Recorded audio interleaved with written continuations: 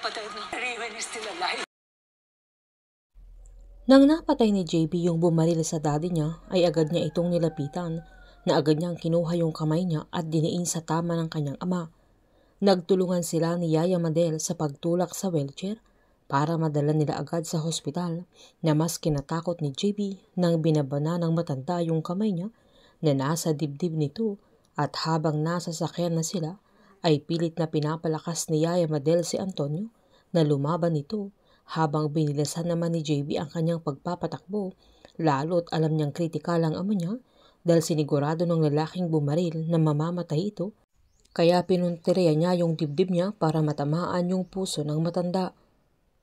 Hindi naman tumigil sa katatakbo sila Andres dahil may mga humahabol pa sa kanila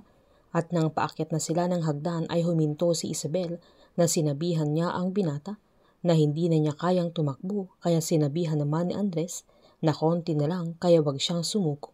na agad namang naalala ni Isabel yung araw na tinakas niya yung mga bata na kinidnap nila Timur kung saan sinabihan niya ang mga ito na konti na lang at wag silang susuko, lalo't malapit na sila sa pagdadalhan niya sa kanila kung saan isa doon si June.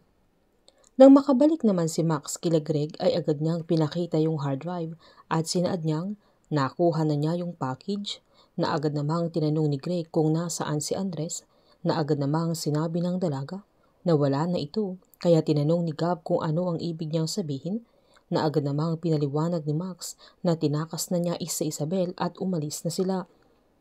Agad sinabihan ni Miguel na bakit niya ginawa ang bagay na yun at bakit ganun ang ugali ng binata na hindi sumusunod sa misyon na agad namang tinanong ni Tomas na papaano na si Andres.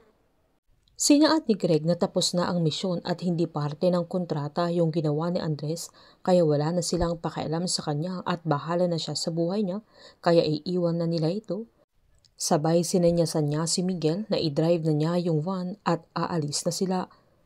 Halata namang masama ang loob ni Tomas sa pag-abandona nila kay Andres sa mga sandaling kailangan niya sila. Nang magpahinga naman sa katatakbo sila Isabel ay humingi ito ng tawad kay Andres dahil wala siyang nagawa para sa kapatid niya na inisip niya na yung hard drive ang makakaligtas sa kanya. Kaya pinaniwala niya ang binata na kailangan niya yung hard drive para maalala niya ang kapatid niya. Pero ang totoo ay kilala niya si June na kahit hindi niya buksan yung hard drive. Nakiusap si Andres na sabihin na niya lahat ng nalalaman niya na agad namang pinaliwanag ni Isabel na yung batch nila June ang huling transaction niya bago siya kumalas sa grupo na noong panahong yun ay may grupo ng isang batang tinangkanyang iligtas pero kalahati lang sa kanila ang naligtas at kalahati ang namatay at isa si June sa mga nailigtas niya. Sa tagal ng panahon na naghahanap si Andres ay inaantay din niya ang sagot sa kanyang mga katanungan at ang inaasahan niyang buhay pa ang kapatid niya ay hindi siya nabigo dahil isa siya sa mga nailigtas ni Isabel na yan ang magiging dahilan na tutulungan din niya ito at pilit niyang gagawin ang lahat ng makakaya para mailigtas siya sa mga tauhan ng mga Elka. Wala nang pakialam noon si Isabel na kahit traitor niya ang kanyang sariling asawa at ang buong organisasyon dahil hindi na kaya ng konsensya niya na madaming inosente at sangkot din ang mga inosenteng bata sa mga kasamahan ng kanyang asawa at ang kanilang buong organisasyon kaya nagdesisyong itong kumalas na sa grupo. Mas magpupursige naman si Andres sa paghahanap niya kay June lalo't alam niyang buhay pa ito. Iniwan ng team si Andres at papanindigan ni Greg na bahala na si Andres sa buhay niya na kahit ikamatay niya dahil sa pagtulong niya kay Isabel.